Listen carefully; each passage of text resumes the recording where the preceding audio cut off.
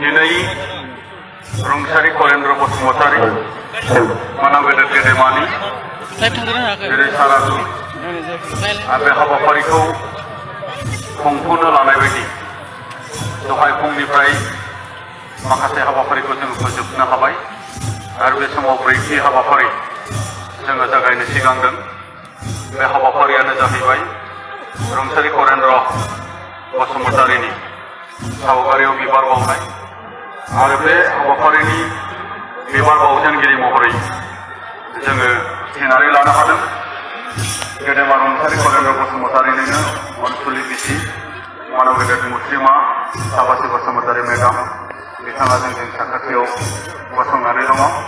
बे समाव मानव गेदेर बिथांखौ गांसे आर'नाइजों बरायग्रोनानै लानो थाखाय आङो खावलायबाय आरो बिथांखौ गांसे आर'नाइजों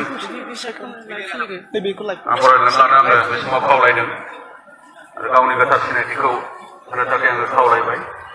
बे बिबार बावनाय हाबाफारियावनो बाहागो लानो हादों दुलाराय बर' फरायसा आफादनि मानगोनां आफादगिरि मुस्रि दिपेन बर' मानव गेदेर बिथां, दुलाराय बर' फरायसा आफादनिनो बोसोनगिरि खुंख्रा स्वर्गियारि मानगोनां बिथां आरो बिटिआरनिनो इएम मानगोनां डक्टर निलेश स्वर्गियारि बिथां बाहागो लानो हादों आरो बान्थाइ आफादनिनो बेवहाय बाहागो लानो हादों आफादगिरि मुस्रि रेंगेना ब्रह्म आरो दुलाराय बर' फरायसा आफादनि बाजिबाथि मानजाय आफादनि जोंनि मासिगिरि मानगोनां मुस्रि रबीन्द्र मुसाहारि दुलाराय बर' फरायसा आफादनि बारग' लोगो आफादगिरि आरो न'खरनि बेवहाय आंगोनि फिसाज्ला आरो आंगोनि फिसाजो लोगोसे बिहामजो बाया बाखि बिथांमोना बाहागो लानो हादों आरो बेवहाय ओनसोलनि सानसुमै गेदेमा बिथांमोना बाहागो लाफैनो हादों।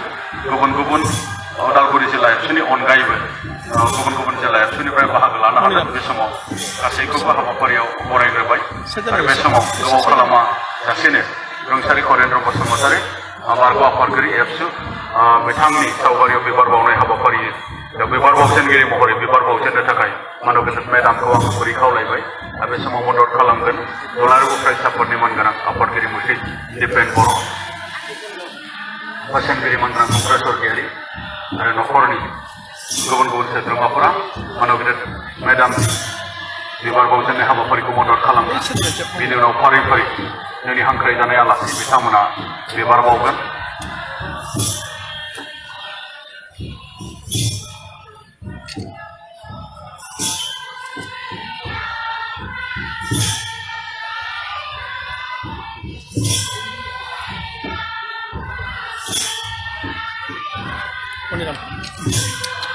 एसे साइड जालाय नोंसोर एसे साइड जालाय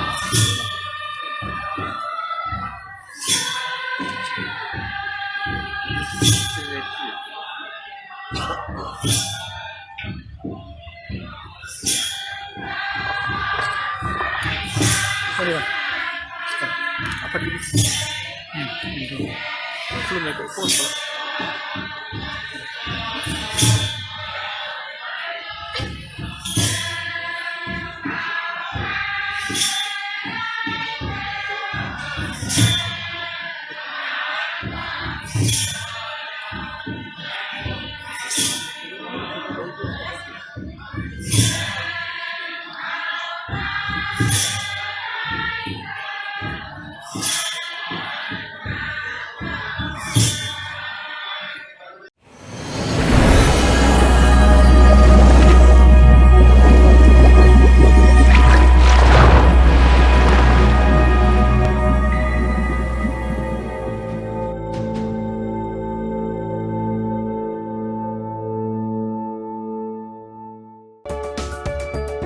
नोंथाङा गोबां रां आर्जिनो गोसो जादों नामा?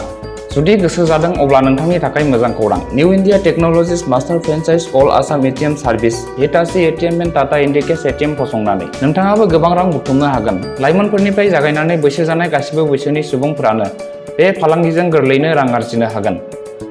नोंथांनि गामियावबो बे एटिएम मेसिनखौ फसंनानै नोंथाङाबो मुलाम्फा मोननो हागोन। बांसिनै मिन्थिनो थाखाय 7002005072 एबा 9401230135 जानबुं अनजिमायाव दिनैनो सुलाद ला।